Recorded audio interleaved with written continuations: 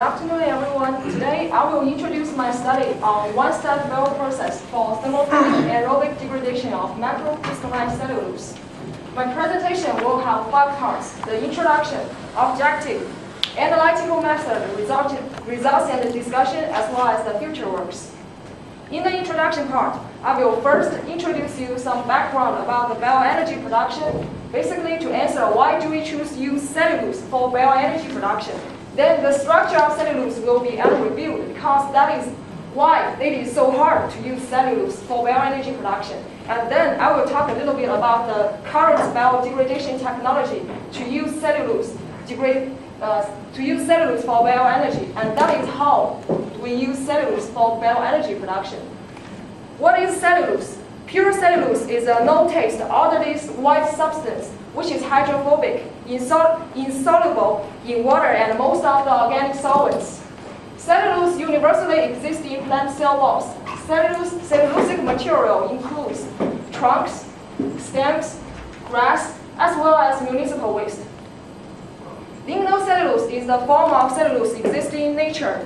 It is actually a mixture of cellulose, hemicellulose, and lignin, making up more than half of the total product of photosynthesis. Lignocellulose is the most abundant organic matter on the earth, and it has been estimated that about 10 to the power of 9 tons of lignocellulosic waste are produced every year. Then the question goes to, how do we deal with this huge amount of lignocellulosic waste? And can we take advantage of this plenty organic matter source? To produce energy is a good option. Comparing to the traditional grain-based bioenergy produced from corn, wheat, sugar beet, or sugarcane, cellulosic bioenergy have its advantages in 3 aspects. First, it is not compete with the food production, and then the feedstock supply is very plenty. As well, use cellulosic bioenergy can dramatically reduce the emission of greenhouse gas. However, the lack of cost-effective technology as well as the low conversion efficiency of cellulose has limited the wide application of this cellulosic bioenergy. Then the question goes to, why cellulose is so recalcitrant to biodegradation? The answer to that question relies in its structure. Cellulose is an unbranched hormone polysaccharide composed of beta-D-glucose units. Comparing to alpha-D-glucose, which is the unit of starch, the hydroxyl group connected to carbon number 1 in beta-D-glucose is above the carbon ring.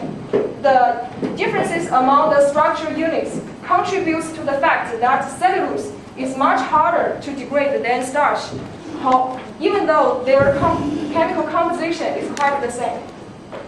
And those beta-D-glucose units connected together to form a chain structure, which is rod-like straight-chain polymer without any coating or branches. And the multiple hydroxyl group on the chain will form hydrogen bonds with oxygen molecule on the same chain or on the neighbor chain to holding the chains firmly together side by side, form a structure called microfibrils with very high tensile strength, and this tensile strength is very important to forming the protective cell walls. The crystallinity of cellulose was one of the important features that contributes to the recalcitrant feature of cellulose. The crystallinity of cellulose was first discovered in 1858 and verified 80 years later by X-ray crystallography. By now, 6 interconvertible polymorphs of cellulose has been offered. Among them, cellulose-1, or native cellulose, is the form found in nature. Although cellulose was found can form crystalline structure, the cellulose found in nature was not pure crystalline. It is actually a combination of the crystalline region and the amorphous region, and the crystallinity of cellulose differs among the species. Another important feature of natural cellulose is the heterogeneity. As I mentioned before, lignocellulose is actually a combination of cellulose, including the crystal region and amorphous region embedded with hemicellulose, which altogether form the backbone of the plant cell wall, then protected by the lignin shell, which provides further resistance to disease and pests. and insects, And commonly, lignocellulose contains 40 to 50% of cellulose, 25 to 35% of hemicellulose, and 15 to 20% of lignin. Among the three core components, cellulose and hemicellulose are the parts that can be used for biodegradation.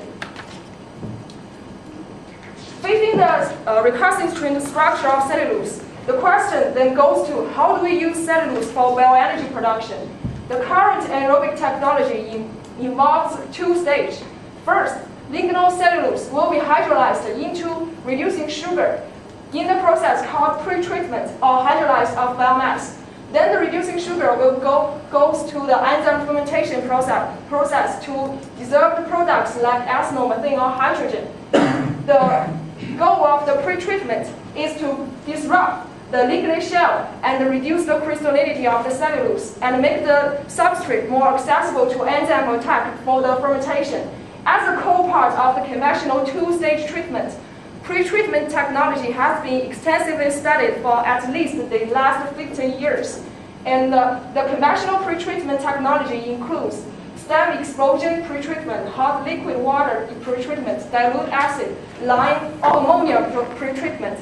There's also some new technology has been developed. For example, the hydrothermal hydrolysis or the ionic liquid pretreatment. Although a good many pretreatment methods has been tried out over the years, still pretreatment advances are needed in order to make the two-stage pretreatment to be economically competitive with the green-based bioenergy. Because in green-based bioenergy production, no pretreatment is needed. So how do we address the money issue? In order to do that, a one-step bioprocess, also known as the consolidated bioprocess, has been proposed as a promising alternative to the traditional two-stage process. By definition, a one-step bioprocess is a combination of the hydrolysis process and the fermentation process by a single microbial consortium. And the crucial part for the one-step degradation of cellulose is to find an effective cellulose degrading microbial consortium. Then in the next few slides, I will give a short literature review on the one-step degradation of cellulose. First is the seed source for the effective cellulose degrading microorganisms. The seed source for such organisms can be classified into two categories, the natural source and the artificial source. The ramen digester from ghost or steer, animal excrement, farming or forestry soil, as well as fresh or saline sediment are typical examples of the natural source. Among them, ramen microorganisms are considered to be the most effective cellulose degrader in the nature. And reactor inoculated with ramen community can give nearly 100% of cellulose degradation in around 200 hours. Although the degradation efficiency of the natural source is very high, it also has its weakness. First of all, the sample taken from the natural source is delicate to environmental change. Once leaving the original growing environment, it's hard to maintain the system performance in the lab. And it is also hard to ensure the consistency and the repeatability of the sample taken from the natural source. So in the contrary,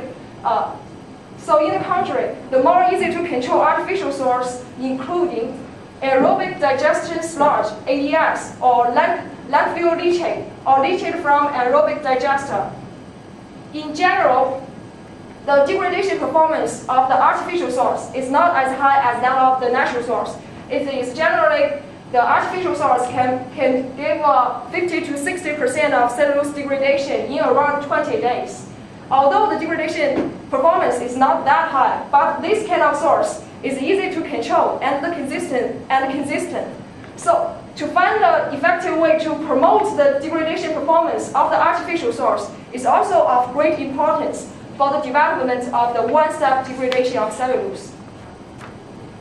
Then we come to the substrate used for the study of one-step degradation. Commonly, the substrate used can have three types. The first is raw lignocellulose, which is directly taken from the natural source, maybe after mechanical pulverizing, but without any chemical pretreatment. So this kind of substrate is still a mixture of cellulose, heavy cellulose,